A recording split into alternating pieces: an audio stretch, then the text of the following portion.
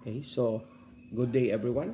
Again, this is Clint, and I am from Hope Tabun.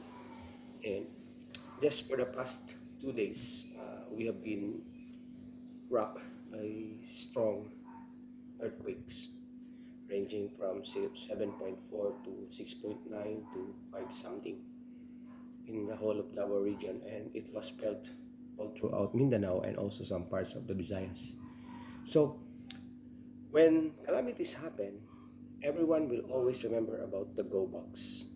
What is this go box all about? So, uh, every time a calamity struck, everyone was always reminded to prepare a go bag.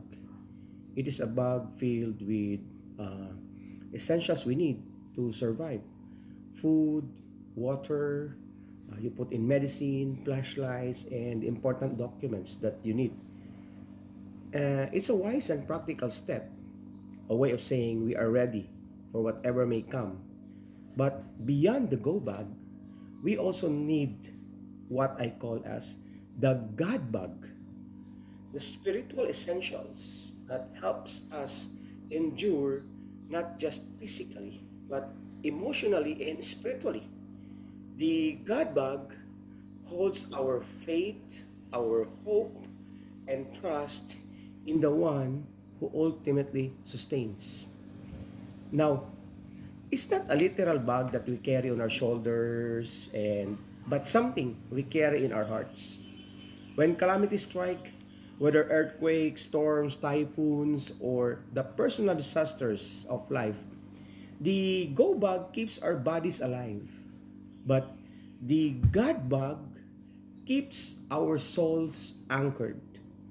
Inside it are the verses that we hold on to, the prayers that strengthens us, and the peace that surpasses all understanding. The go bag reminds us to be ready for what may happen, but the God bag reminds us who is in control when it happens. The God bag reminds us to be ready, one for survival and one for surrender. Now, because while we can prepare for the unknown, our true security is found not in what we pack, but in who we trust. That's why it's important to have a go bag, but as Christians, we have to have also this God bag. Okay? So we have to put our faith into the one, the Almighty God.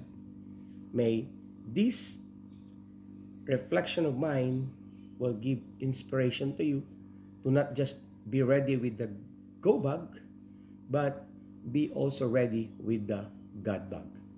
God bless everyone and have a safe and nice day to all of us. Bye.